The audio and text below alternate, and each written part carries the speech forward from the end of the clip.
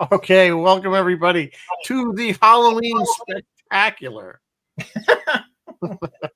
So we are, of course, joined by Ross and Roy of Roy's Sci-Fi Tie-Dye Corner. Did I get it right this time? No. I was getting it mixed up. I swear to God, Roy, it's not. I looked. In fact, I checked it like 3 times to make sure on anything I posted to get It's it right. all good. Still screwed it up. Roy's tie-dye sci-fi corner, but Roy's you're fine. tie-dye comes first. It's I got all the words in there. We've pretty much dropped corner, and it's pretty much just tie-dye sci-fi. Yeah. Okay. It's all about the branding. It is 2 days to Halloween.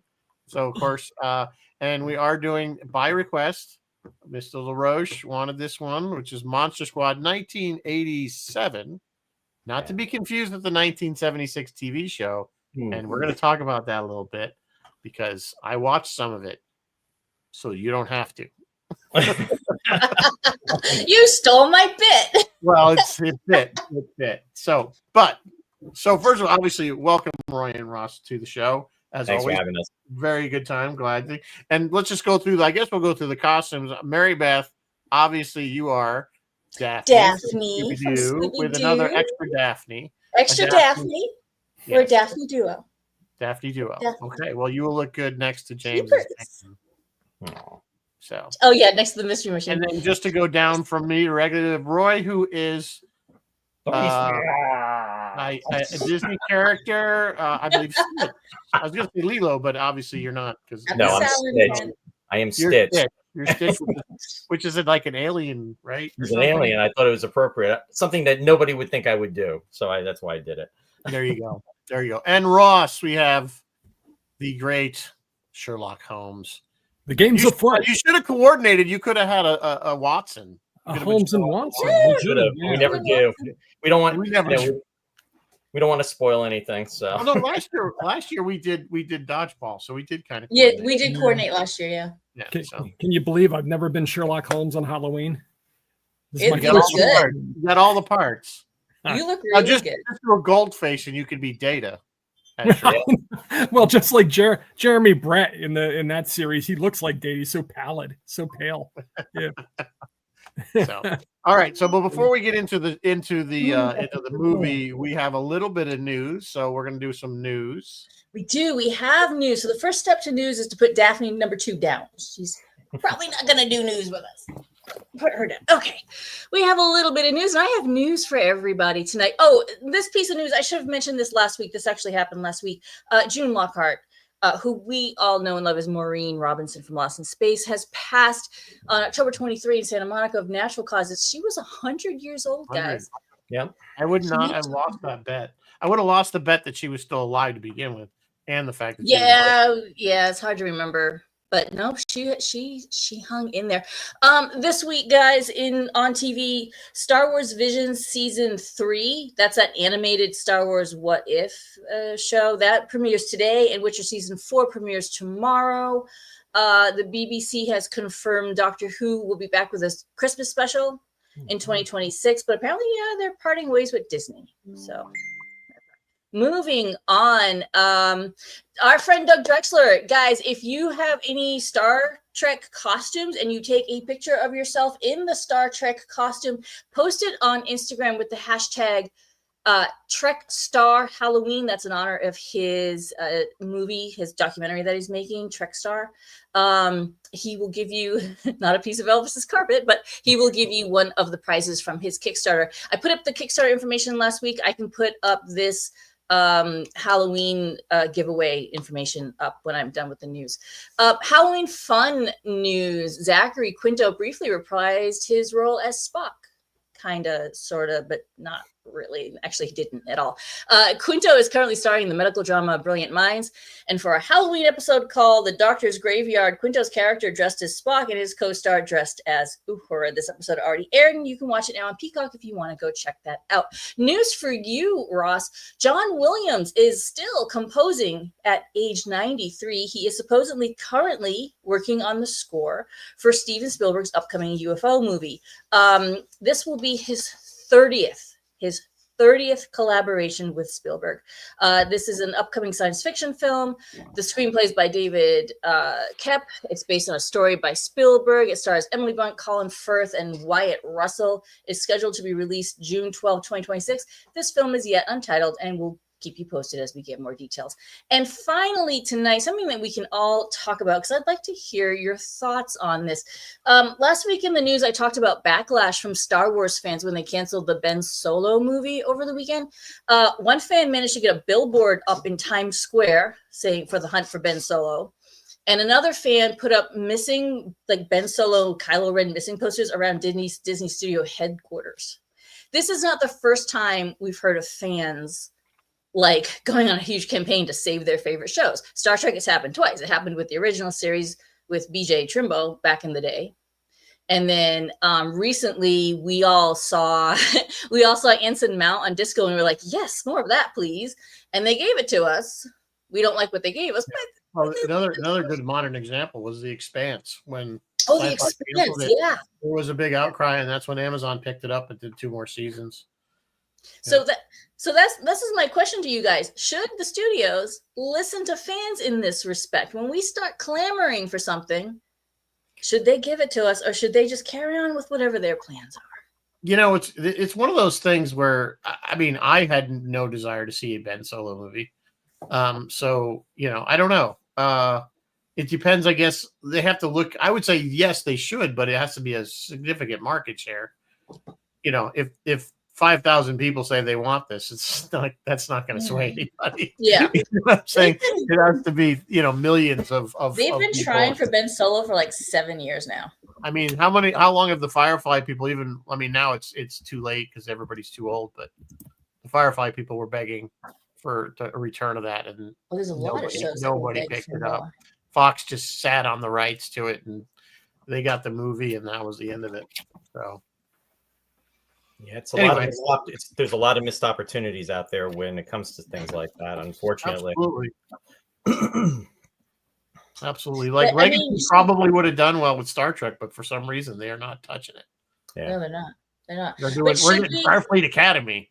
Yeah. I mean, sometimes I listen to the fans and it works. Sometimes I listen to the fans and it doesn't. But I don't think it should dissuade us. I think we should still, clamor for whatever it is we want. You have to pay. You have to kind of vote with your pocketbook. I know that's, but like I think Andor was a great example of where they weren't expecting that good a response, and it was. And the reverse was with The Acolyte, where they put a ton of money into it and nobody watched it. Yeah. Phil just made a really great point. Phil says, how do we know the studios today aren't just seeding these so-called efforts to drive a viewership? Totally possible, Phil. And it kind of brings up something that we talked about last week, Rizzo, is nowadays with the advent of like social media, like studios, they're dirty. They kind of air their dirty laundry. Like we know all the behind the scenes information, like they're trying to do this, but this actor's holding out, and this producer doesn't want this, and this writer doesn't want this director, and blah blah blah blah blah. And we know that. I never knew that. Like in the 70s when I was watching. No, there wasn't. Like I said, we had Starlog, and that was pretty much all we had. That dynamics now, yeah. But the thing is, with Phil's saying, I mean, it's possible, but I highly doubt it. Disney is very well known for promoting something, making a big deal out of it, and then yanking. Marvel has been doing that. Yes. Well, again, Disney, it's all Disney. Disney just has a habit of doing that. Star Wars has been particularly bad about it. Now the Rogue Squadron movie is now they're saying it's going to be a TV show, which is probably a better format for it if they're going to follow even loosely the Rogue Squadron books. So we'll see what that's like. And that's a big if. Yeah. I know. I mean, because there's a lot of books they could have been following. I just don't get excited about anything anymore because either it doesn't happen or they end up screwing it up. Yeah. Yeah. Usually the latter. Ross, what do you think? You've been very quiet. What is your take on this? Contemplating. Star Wars is dead to me. Oh, cheapers. We always have the original films. The 3 originals. That's what I was. If they want to listen to the fans and reissue the original films and the original cuts, I'm in for that. But beyond that, I don't care. I'm telling you, it's when over. it's the 50th anniversary, that's where they're going to make their money. What they're going to do is they're going to say that, Lucas supposedly burned all the copies of the original. What's going to happen is they're going to say that they found all this, and then they're going to do a special release. Disney will make another $1 billion with that because the fans will go wild. It'll coincide with the 50th anniversary. It'll be a marketing blitz. That's my prediction. The only thing is, unless somehow Lucas in the sale contract has some stipulation that they can never do that, because I think they would have done it by now, because there is such a massive push to get the original. I mean, you can get, by the way, if you put some effort, there are people that have patched it together from the original film and they actually 4K and re-edit it and all that. So you get all 3 original films on 4. You have to kind of bring it in pieces and then put it together yourself. Is it like a RAR file, dark web thing? What it's is a little, this? it's not legal. I mean, it's not all it's all but it's there, and it's not hard to find if you put a little. And it's free, isn't it? It's free. Yeah, it's free. But no, I have the original film, the original cut in 4K. I want my physical media. Yeah, I would love it. I would love a nice 4K or Blu-ray re-release of the original film and I want to see it like the crappy with the boxes. Yeah, remember when they showed on TV? You could see the boxes around the fighters and stuff. I want that version. Well, they did do a double clamshell at some point where they had the special edition and the original, and you really do get that. But was it if DVD or tape? Because I have it on DVD. Oh, really? It wasn't out for that long. And but if you watch the special edition right afterward, it kills you because they really scrubbed it up, and they give you a crappy copy of the original. I thought the last release of the original was on VHS. They did a box set with an interview with Lucas, which I had, but it got wrecked in a flooded basement. So I still have it, but it's got mold on the tape. I don't know, whatever play. Not mine in the shrink wrap. I never opened it. Yeah, I should have done that. Wise. So that was wise. It's still VHS, so it's still standard definition. It's not really good quality. Chris wants the radio drama. I kind of remember that. Phil has some dark thoughts on Picard. Anyway, any more news? We kind of got off on a tangent. No, that's it. Let me look at my notes. Hang on. Well, I'm looking at my notes. That was it. That's it. While I'm looking at my notes, Rizzo, what are we drinking? And I'm going to put up Drexler's Halloween thing. What are we drinking while we talk about? An easy one. Midori, which is basically melon liqueur. Contro or triple sec, which is again a citrus flavored, and some lime juice. Can't beat that. And then you garnish it with a cherry. You can put in some dry ice if you want to make it toil and bubble and all that, and however the poem goes. So anyway, pretty simple. McCoy, I would say it's simple but effective, just simple like against Polly. There's certain things the man will tell his bartender that he'll never tell his doctor. This is true. That was a great line. It was a great line. It made you like that doctor. And then they should have. And that's what not the sidebar again, but that's one of the things I think they missed another opportunity on Strange New Worlds by not putting in Bryce. Yeah. And putting in Mabanga instead. I think they could have gone with that. I think it could have found a great older actor that would have fit the part, and it would have been really perfect. And not that I dislike Mabanga, but he doesn't fit because the timeline's all screwed up. He shouldn't be on that shit. I mean, we do technically still have 2 more seasons of Strange New Worlds. They could still slide him in there. No, remember Bryce is gone already because Bryce is there for the cage. That hasn't happened yet. It just happened already. They've already established that. Cage happened before Discovery. Oh, the cage already happened. Oh, in that case. Yeah. In that case, they screwed that up. I remember they had the whole thing where he goes back to the planet and he meets Vina again. I never saw that. It was not bad. It was probably one of their better episodes for sure.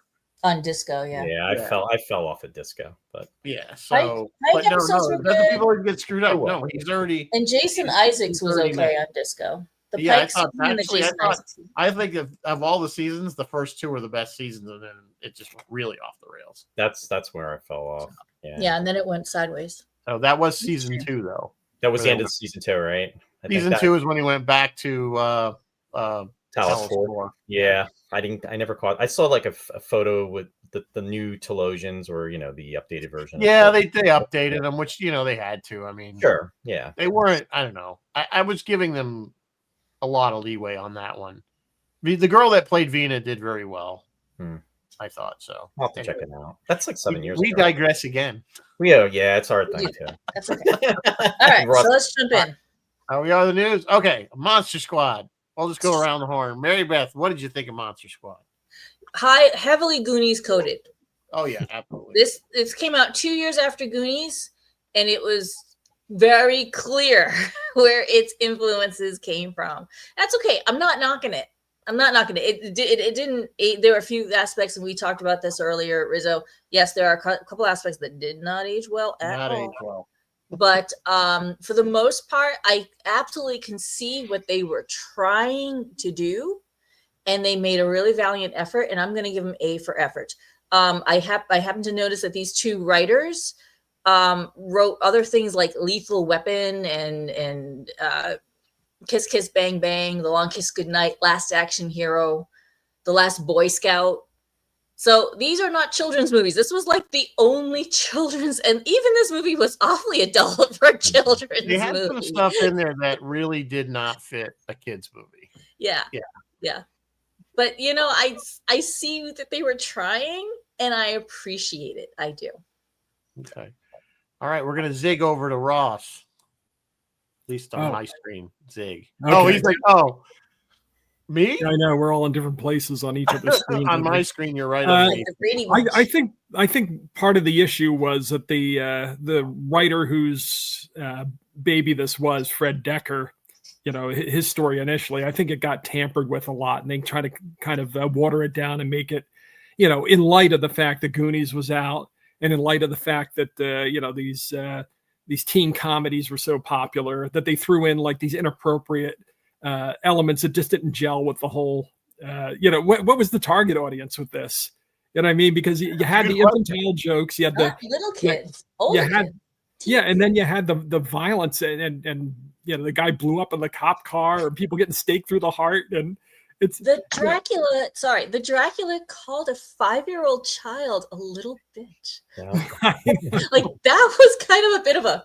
Well, I mean that and like the whole peeping Tom aspect, which really kind of I did like a double take. I'm like, wait a minute. Oh, absolutely. Am I watching Animal House or am I watching?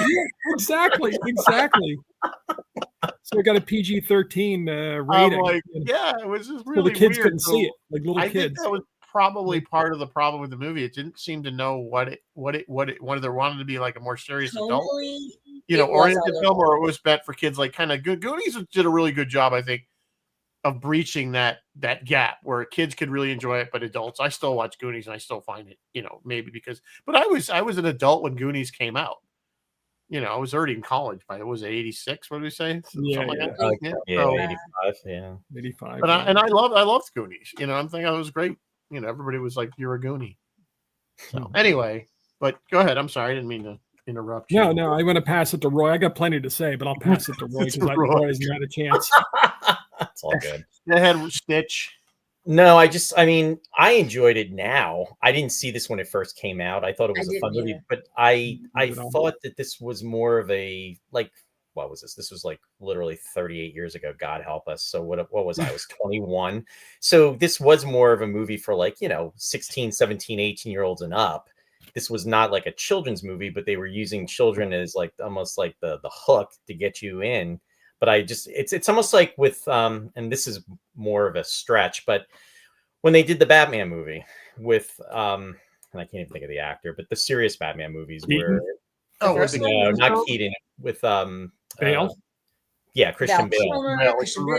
Those were not Adam West Batman. No, none of them. Well, when we went to see that, there was actually like a little one, and that was probably like 8 or 9 that was crying with the parents. It's like, what the hell Excuse my Yeah, French. it Are was you bringing really your the closest they 9-year-old came to to this? those were Kilmer and I believe it was the Clooney Right. Batman were more Not cartoon. not Christian Bale. It's like, No, Christmas, and that- I love. Well, they did call it Now, the Dark Knight. It was dark, and actually, I like that Batman.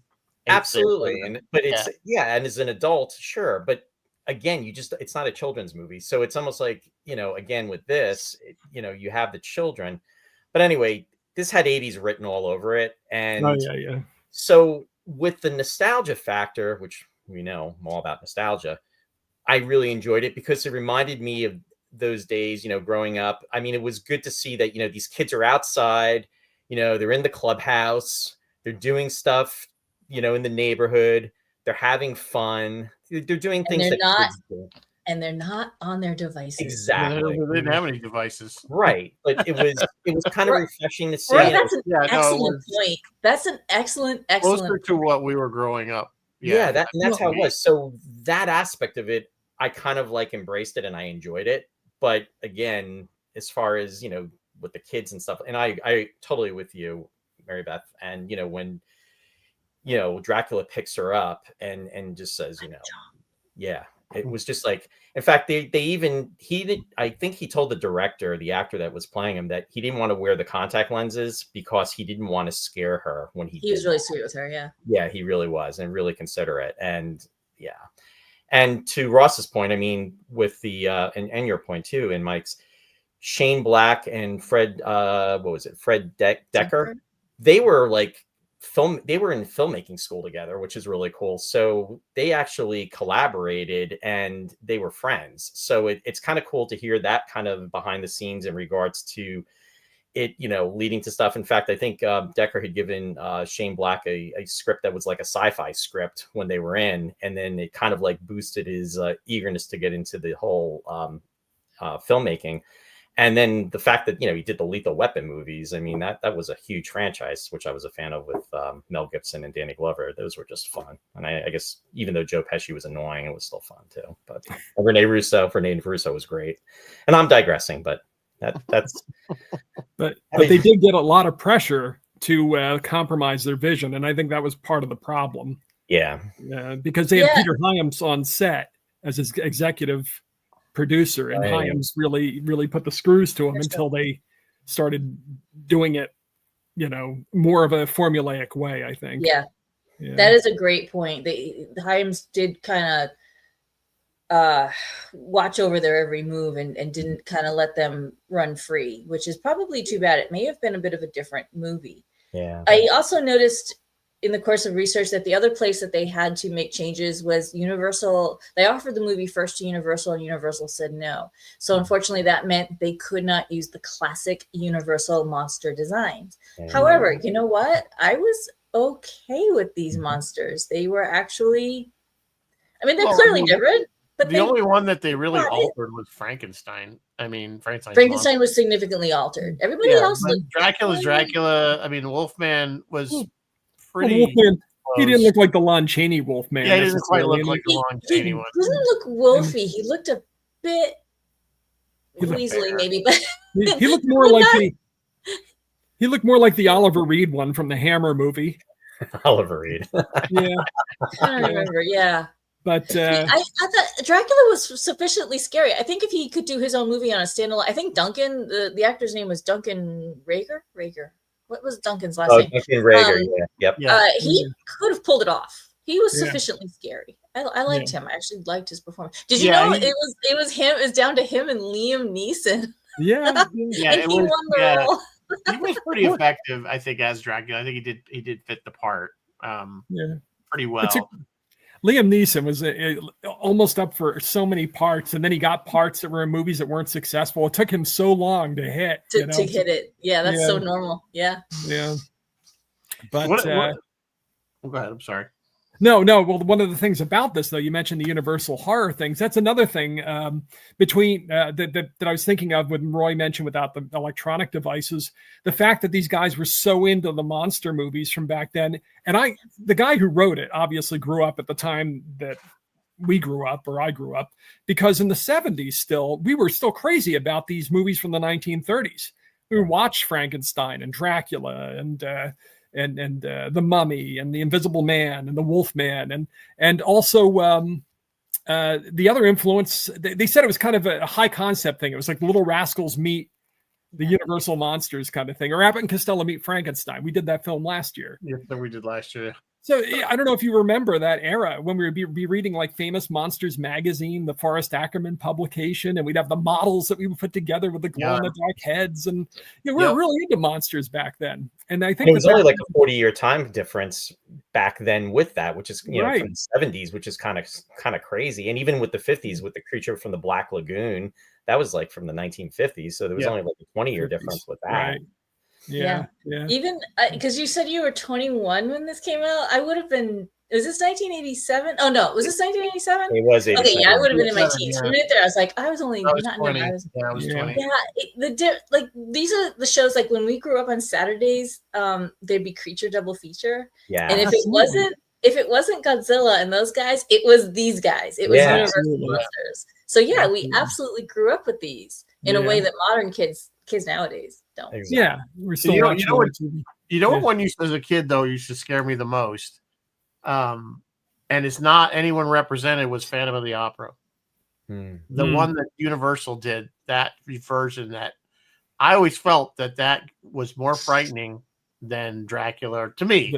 The silent movie, or which one? The one, I guess it was one of the newer ones. Maybe, I don't know. It was the one with Claude Rains. Yeah, I think it was a Claude Rains. Okay, but not. It was a musical, or it was not a musical. No, it wasn't. No, the musical hadn't even been. It wasn't the musical, but I don't know that. Oh yes, but he did still have that like a grotesque. He would like when he turned around and he revealed, his face. I don't know. I kind of remember. I know what you're talking about. Yeah, I found that very more scary than Frankenstein or Dracula, that kind of thing. Yeah. So I don't know. It's weird what triggers you. What's also interesting is that the movie also looks forward to like Stranger Things. That's a great point. Kind of very, very has that vibe to it. Yeah, which is what they were going for actually when they did Stranger Things. I mean, those guys grew up in the 80s, so they were tapping into that very hard, obviously. But it's funny because I was watching the movie and I always have questions. I'm sitting there going, what happens? In the beginning, you have that scene with Van Helsing, and he gets the little girl to read the enchantment or whatever to open this void. Did you notice that poor girl gets sucked into there? Yeah, she went too. And I'm like, so what? That goes to what? Now she gets to live internally in this void for, like, I'm like, that's horrible. Yeah, which one got sucked through? Because I saw like random people were getting sucked in. She did. It was definitely clearly she got sucked in. And then even in the modern part, I could have sworn I saw one of the cops get sucked in. Maybe they did. Definitely a shot where you saw somebody's legs going in, and it wasn't one of the monsters. Yeah, so I'm like, what I would have thought would have been kind of cool is if they pop like somehow now that the monsters went in, the people that were stuck in save the people that went in from 100 years ago, they come back or something. Maybe that would have been because we do see Von Helsing, and he gives the thumbs up to which was oddly really contemporary gesture. Yeah, there were a lot of Easter eggs for the old movies too. I mean, having watched them so many times, you remember the scene with the girl in Frankenstein where she's down by the water and they play with the flower and yes, that shot of her sitting there. I saw that. The best remake of that was in Young Frankenstein, though. Yeah, right. Well, what are we gonna do now? And he got looks like throw you in the well. And they had the Wolfman's the silver top cane with the wolf head on it, and they had in Dracula the Bela Lugosi version. There's all those ludicrous shots with the possums and the armadillos wandering around the castle. Ross, can you talk about that? Because my understanding was there were possums in the 1930s. No, the 50s Dracula, right? The 30s. Female vampire. That's what she was eating in the beginning. Yeah, she was eating, but it was a nod to the original because they had possums, and they're like, these creatures are not native to Romania, Transylvania, wherever they were. It was almost very Hammer House that scene with the woman and eating. I don't know why I got that vibe. Yeah. It cracked me up in the Bela Lugosi version always that they had the possum walk through. I guess they thought they looked like rats or something because of the Giant tails. rats or something. But it's and they had the brides of Dracula. They had the wives or whatever they were. The transformed vampire women. Yeah, that's So you had what things I'm that saying. were thrown. That was very Hammer House. I thought that was the brides. Mm. Yeah, and you notice that was another kind of a weird, creepy thing. Is they were clearly adult women, but when he kind of got them before he turned them into vampires, they were like dressed in like schoolgirl outfits. Did you catch that? I know. He's gonna go feed. Right. Okay, is this just some kind of weird like fetish thing, or he's on the Epstein list. Yeah, he likes a lot of Japanese like anime type things, I'm like, this is what I'm doing watching this movie. I'm picking out all these weird things. I'm like, well, that's just strange. Well, that's what you notice. See, that's what 40 years will do to you. Suddenly you start noticing like very different things. It was so like the slurs, that the bully used. Yeah. And immediately it shows you. Now I know you guys know that back in the 70s and 80s, nobody would have blinked twice about that. But now as an adult in the current climate, I immediately kind of went. Yeah, but it was true to life though back then. I mean, kids always called each other for the day. Like it was accurate for the day. That's why kids talk like that to each other in school. Oh, sure. Yeah. Absolutely. That just shows you how far at least we've come on that. I suppose we're sliding backwards fast. The chat is going right along. Dawn had mentioned the documentary, guys. There is a documentary. It's done by the lead kid, Andrew Gower, is his name, and it's called Wolfman's Got Nars, because I guess that's the stand-up. Wolfman Got Nars. And it's actually a really cool documentary, and I think you can find pieces of it on YouTube. And if not, it's in the DVD set. I mean, why it's on Tubi? You can stream it free on Tubi. Oh, it's free on Tubi. Excellent, excellent. Yeah. Yeah, and you know what? It's like everything else. It sounds like they had a great time. Like, they were kids having a great time working on a movie. Like they're just doing their thing, having fun. Yeah. You know what's interesting? Go ahead. No. Go ahead, please. Absolutely. No, I was just going to say, what's interesting about movies of this period? We look back on them with this nostalgia.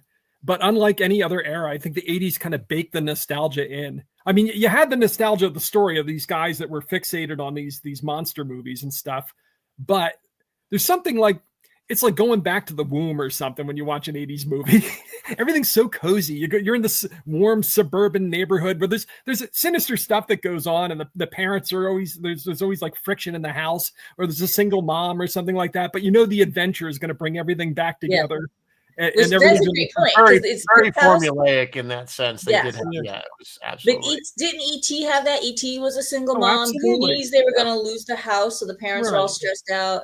I'm trying to think of other kids' movies of the era, and there was a gazillion of them. Yeah, there was a lot of friction and Close Encounters. That never did get resolved, I guess. Roy just got... No, he left her. He literally... He left everything. He's like, I'm out. See ya. He owes a lot of back pay, child support. Yeah, he owes a lot of stuff. From 28 million light years away. Yeah, it's like, maybe the government picked it up. Who knows? But you know what I mean? You go back and even watch a nasty movie like Gremlins, and there's like this like warm kind of 80s feeling to it, which they undercut on purpose. Because it reminds you how you felt like when you were a kid. Well, I was young enough to still think that like great things could actually happen to me. Right. Now I'm old and I realize no. The one thing it was missing though was a montage as they built something. It was a montage. We saw the one older kid magically make silver bullets because it's so easy. Yeah, kind of. I guess that's sort of. I guess that was the closest thing. Yeah, he was making steel forks. Steaks, and he was pouring, making silver bullets. Yeah, wasn't the right caliber? Wasn't there one? Yeah, and they used them. Like, you don't even know if those go in that gun. Yeah, maybe it was that scene. You needed a Huey Lewis song.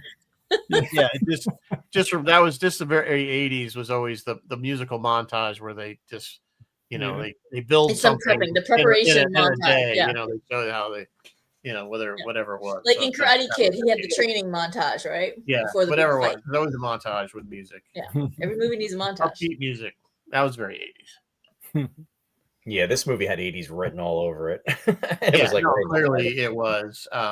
It seemed kind of rushed to me, and that might have been all that that going on with the producer and the studio and all the directors and all that stuff.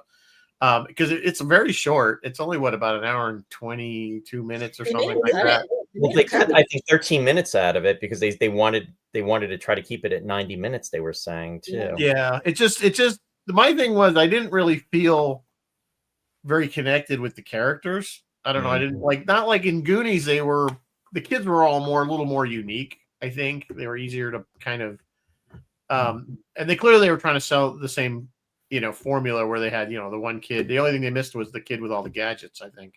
Right. I mean, but I guess that was it wasn't the older just kid that. filled that in, I guess, because he had the stakes and It the was bullets. it was like the kids. There was the one older kid. There was the one fat that was kid. There was this supposed kid. to be There was Chunk. the best friend. There was Right. Mary Ellen Heavy Trainer, kid.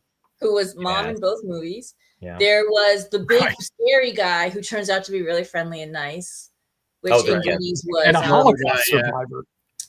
Yeah, the and Holocaust. right? It's like, what's that So doing in he's this going movie? along, and then he's like, "Yes, Yeah. I'm sure. I guess I must know about monsters." And he shuts the door, and you're like, Yeah. "That was like Well, an I mean, adult nugget." That was pretty whole deep time- too for kids. Like you said, that was when he said that, I know all about monsters. And you could see the right. tattoo. But the whole time he was talking, I saw he had a menorah in the window in the back. Yeah. And you kind of figured that this might be the case, but it's like it's a Yeah. weird throwaway for a pop culture movie. And it never comes back either. Like I No. thought maybe they'd somehow circle back to that. Nope. Yeah. He was the most overqualified actor in the movie. You have to look up his Wasn't bio. he though? Did you Yeah, look him that up? was Leonardo. How do you pronounce his last name? Cimino. I Chimino, think. probably. Yeah, And he's he's been in a been ton of around. stuff. Very Italian name. But yeah, you look at his bio. He's a Juilliard violinist. He participated in the Normandy landing. He worked with Orson Welles and John Houseman in The Cradle Will Rock. He was a co-star with Jose Ferrer on Broadway and Cyrano de Bergerac. And it's like they were like one thing after. Oh, and Martha Graham, the choreographer, he studied with her. He studied dance Oh with my her. god, that's amazing. What's this guy doing? And then you look at his IMDb, and it's all like episodic television and movies like this.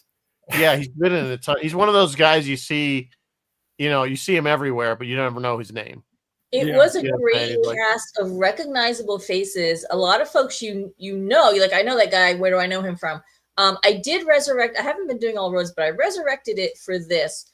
Tons of special effects behind the scenes. The art department, the special effects guys, the camera crew. Tons of those did all kinds of Star Trek. But as far as actors, Duncan Rager, who played Dracula, was in Star Trek Deep Space Nine as Shakar in the episodes Shakar, Crossfire, and The Begotten. Nobody else did anything too significant. And John Grease, he's around. He's the guy that was Wolfman when he wasn't the wolf, when he was just desperate human. He was Uncle Rico and Napoleon Dynamite. Yes, he plays the uncle in Napoleon Dynamite. He was recently on White Lotus. He's around, and I looked him up, and I'm stunned that he never did any Star Trek. He was in the one with Val Kilmer there, where they did with William Atherton and Val Kilmer's the real genius. Oh yeah, real genius. Oh, really? Yeah. He was the guy living down in the basement.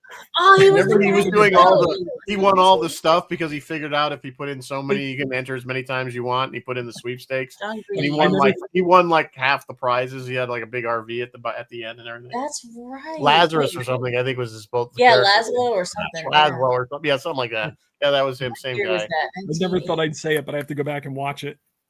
Real Genius is a fun one. I like It's it. pretty good. There's some good lines in there. There was another Star Trek connection too. Fred Decker was a Oh yes, that's what I meant to producer. say. Fred Decker, yeah.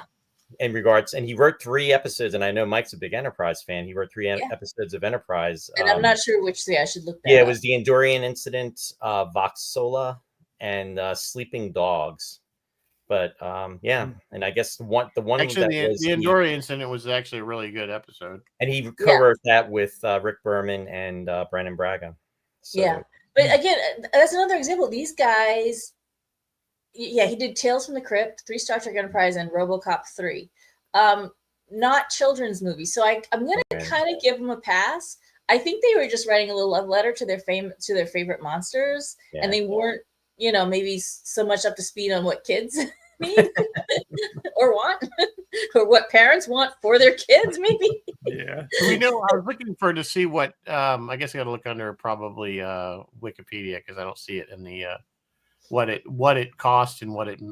Oh, I have that. Hang on, I will tell it to you. Yeah, it was Oh, not here it a is. Budget was 12 million. Unfortunately, And it only Yeah. did like 3 at the box office. Yeah, the budget was 12 million, and it and it grossed. only made 3 or 4 20. million. Yeah. yeah. Unfortunately, that is officially a flop. However, take heart, because this thing is they got it going. Thank God for Blockbuster Video, because this thing got rented a ton when it came out on VHS, and it got played a bunch on cable TV. And so it kind of slowly, we can say this is a bona fide cult classic now. It slowly grew a gathering over the years. And in 2009, I think they did an ale house or an art house. They did a screening, and the director, Fred, I guess it was Fred that went, and he was like, yeah, I'll go do a Q&A after. No one will be there, whatever. Well, they were stunned. It was a packed house with standing room only, and there was a line out the door, and there was people clamoring for this movie. And they were like, oh, and then from there, they started doing tours where they would go around and do screenings, and the crowds were there, and they realized, and he said in an interview, he's like, it's like shooting a basket back in 1980, whatever. You shoot the basket, it just hangs there, and you're like, okay. So you just walk away and you forget about it.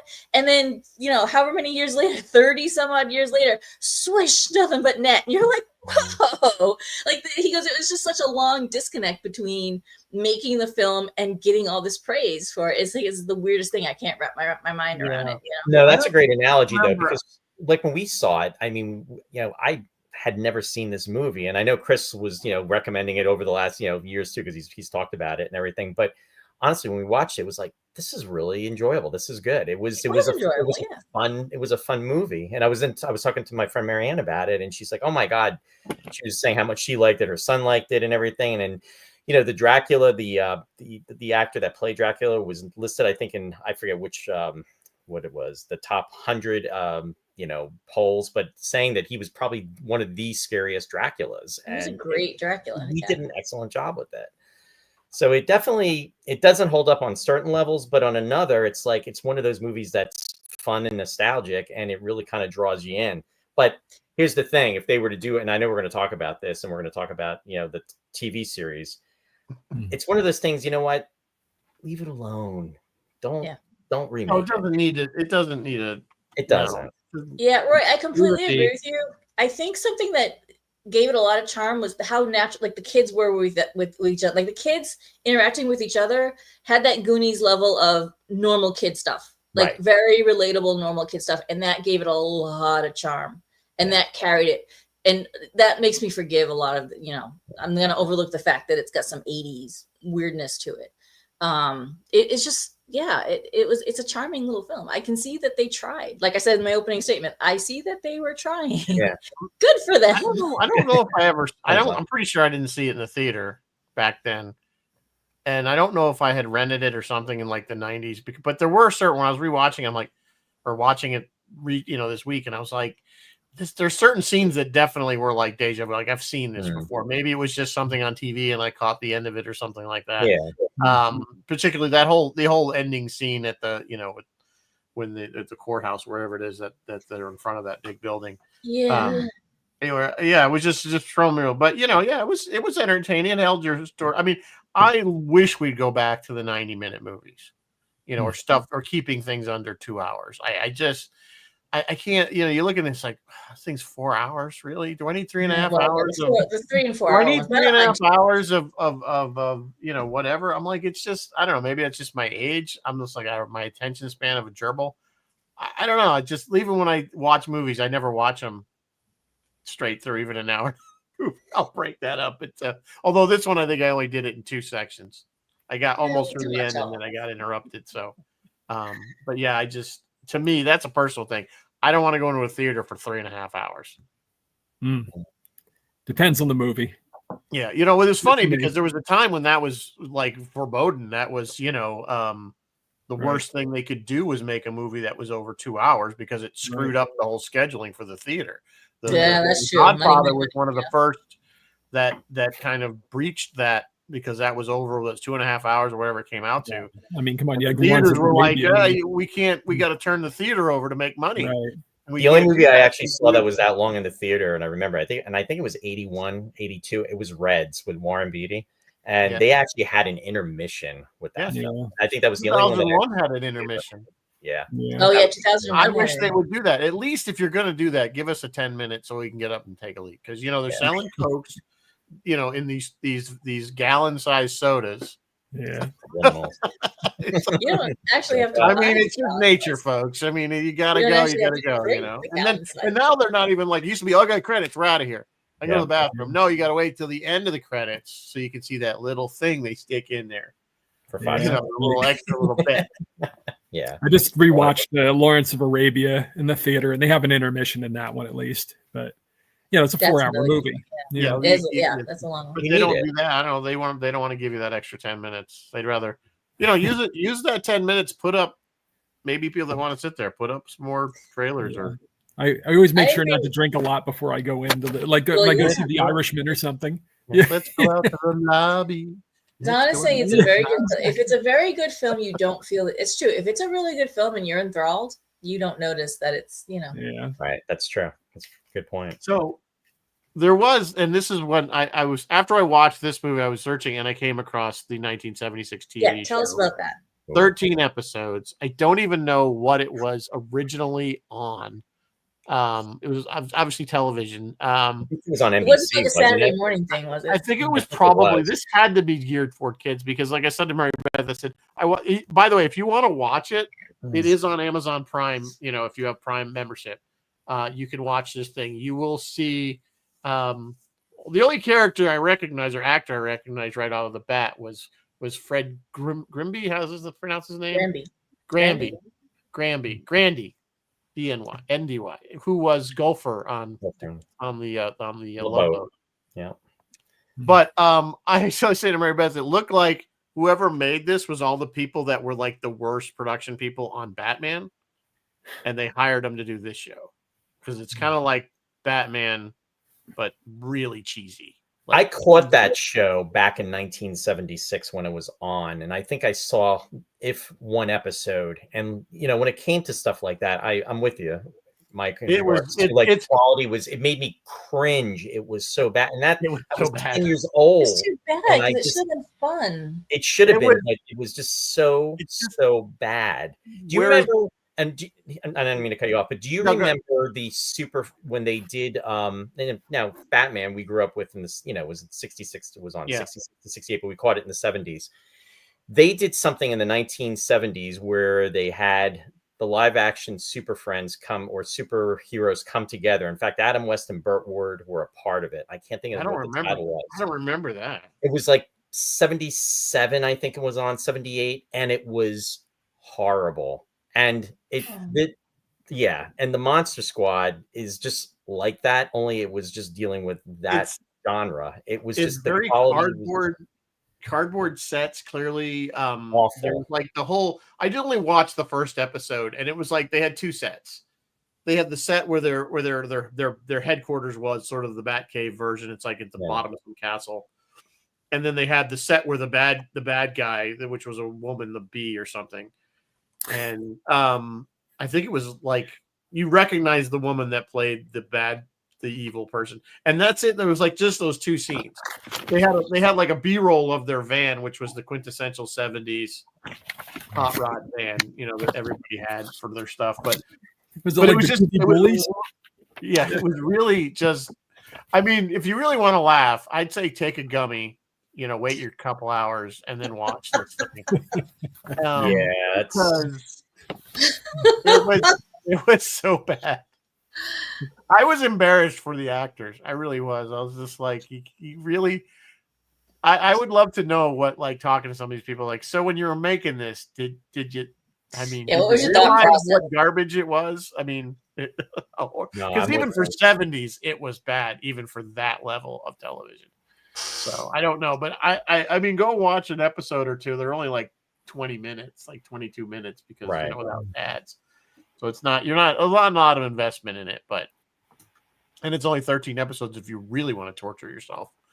I couldn't watch another one. I watched it because I was like, I went to Mary Beth, I'm like, was this the thing Chris was talking about, or was it the movie talking about?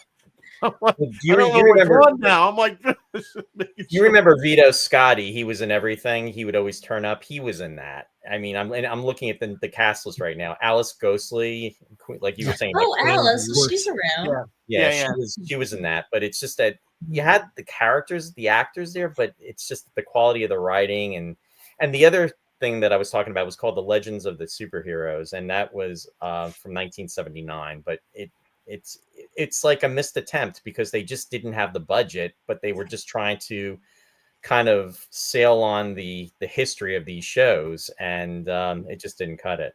Like you said, it's like a bad example of taking all the Mary Beth said taking the rejects from the Batman show and then just having them unfortunately be a part of this, and it just didn't cut it. Because here's the thing, they did other stuff much better in the 70s. We know they could do it because absolutely things like Land of the Lost, yes, was campy in its own way, but the production value was way higher. Absolutely, than this thing was. I mean, you could just tell It's somebody better at least cheesy. tried to give a crap. Yep. It was about what it mozzarella looked like. cheese instead of just sliced American in the plastic wrapper. I wouldn't even. I'll still slice. I wouldn't even give this sliced American. It's so I don't know cheesy, what it was. It's just It was like it was just. I mean, watch it. Like I said, go have a few drinks or something and watch this, and just have like a stupid watch party, and you can just rip it apart because it's so bad. It's almost so bad. It's good. It's almost like Ed Wood movie, like Ed Wood produced. Could we do a Mystery Science Theater 3000 on it? It would be fun to do, but I mean, the fact that it's on Prime means it's already kept that somebody owns a copyright to it, so you can't just. And the last time we tried that, we did get gigged. Yeah. So you'd have to do a simulcast thing where people who want. I wouldn't torture anybody with doing that. If you're gonna watch it, make sure you have a drink before and after. Yeah, I said it might be good if you had a couple of gummies and just get the flask and just zone right out. I was scarred almost 50 years ago from that, and I still remember it to this day. Yeah, so. I do. After I saw it, I'm like, I've seen this before. Yeah, it was. These things that there was some other stuff that they had. I remember it was like on in the afternoons, and it was like some kind of witch show where they were always in a cave. I can't remember the name of it, but it was same kind of live action. It was just terrible. Was it anything? Do you guys remember Banana Splits and they'd have live action? Shows. Yeah, this was its own show. Yeah, the Banana Splits were far better than. Yeah. Maybe not the live action shows. Do you remember the one that Jan Michael Vincent was on? Who? Jan Michael Vincent is one of the Banana Split clips, and it was just them running around the jungle and yelling, like Danger Island or something. Danger Island, yes, thank you, Danger Island, yeah. Yeah. And it was like the Tom and Becky. What was it, the Croft brothers or something? Sid and Marty Croft. Yeah. But there was another like the Croft brothers show. It was like they were like a weird band. Oh. It was like the Something Brothers. And it was I know what you're saying. Something super show. It was really yeah. I can't think of they all like piled like in it was like a clown car where they all got a little tiny van. It was the 80s? Oh, it was 70s. Definitely. I think if you Google it, I remember are you mixing it up? Are you mixing it up with the oh man, who the heck were they? They were the brothers. It started with an H. Because there was the one with the band where the band would always play every week, but then there was the one with they had a sketch show with the Hudson brothers. The Hudson Brothers. That's what I'm thinking of. Yes, it was the Hudson Brothers. Maybe I'm mixing it up. Yeah, the Super Show. Not or something familiar. It was the Hudson Brothers. Yes. It was trying to cut down. Really, but you can watch those. I think they're actually on Prime too. I don't know. Prime must have bought somebody's library out. Wow, crap! Like somebody had a garage sale, and like.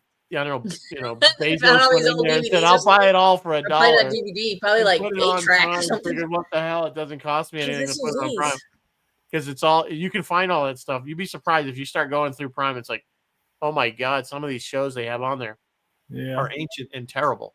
Like I don't even know who's watching that, and the quality of it is awful. Well, we found our next show topic. Ancient and terrible tonight on Sci-Fi Distilled. Ancient and terrible. Yeah, they were shot on tape, on videotape. So they were already bad quality to begin with. There's not a lot of editing back then. Yeah. Does anybody remember it used to be on in the afternoons. Does anybody remember the Castle Frightenstein that had Vincent Price in it? No. No, that one I don't Yeah. remember. It was like a kid's show, and Vincent Price would show up for one sketch an episode. Or so. I think they shot all of his scenes separately and just spliced them in. Yeah, they spliced them on. It Probably. was like a Canadian production. But these monsters were all over the place in the 70s. Still, What Oh, did I still just love see? Is it's like today was or the We have yesterday Count was Chocolate the- and Frankenberry to this day. You remember Exactly. Kiss visit the what was it the Kiss movie? The Kiss the band had their movie. What was it? The the Phantom of the Phantom of the amusement park or something like that. That something was like that. really high quality. Yeah, We can I do just that saw a next thing year. that was the anniversary for that. Yeah, We'll do that for our Halloween crossover next Okay. year. We'll do you're that all next gonna year. do Kiss.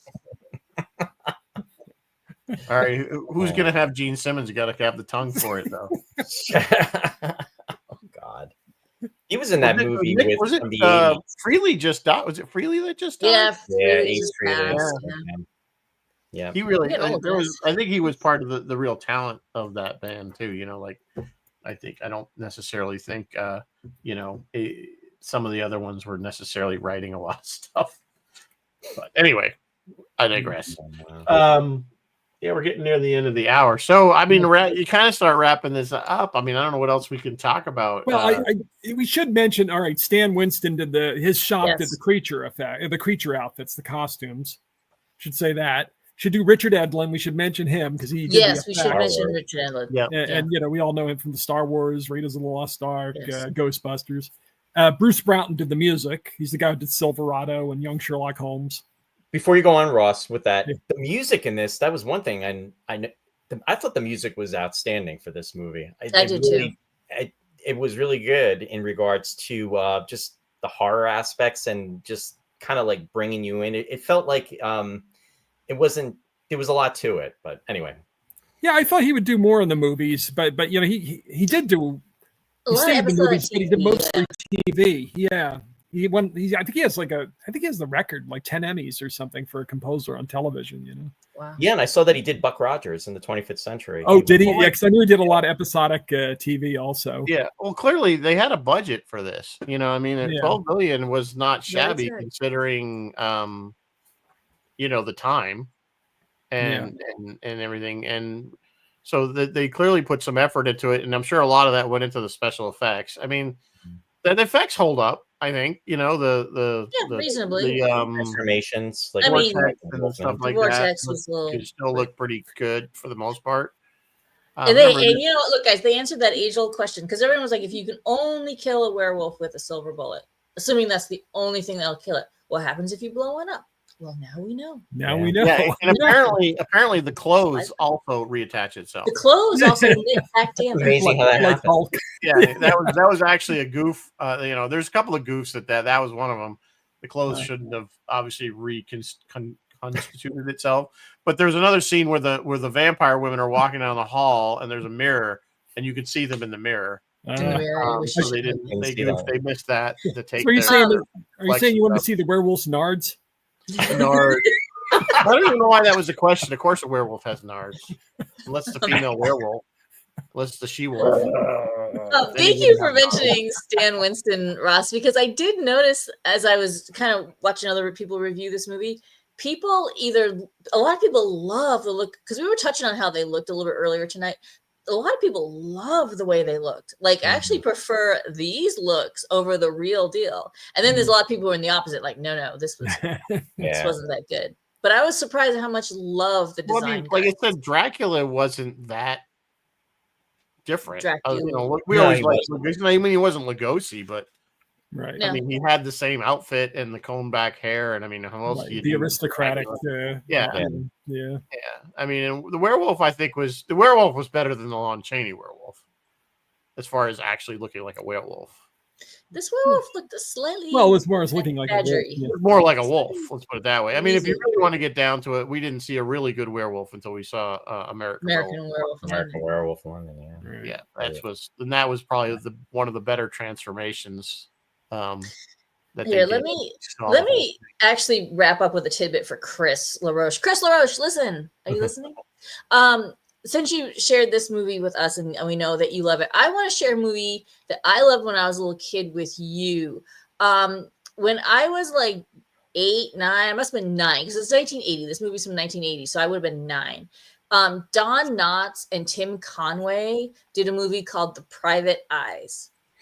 And it's a comedy, of course. It's kind of pretty appropriate for Halloween. And if you like that kind of comedy, you might want to check this one out because it's a fun one. And it's one of those good for kids of all ages movies. So, yeah. So thank you for sharing this film with us, Chris. We appreciate it. And Absolutely, I liked it. I really liked it. Yeah, it was fun. And one other thing before we wrap up, I want to have a special shout out for Frankenstein in this.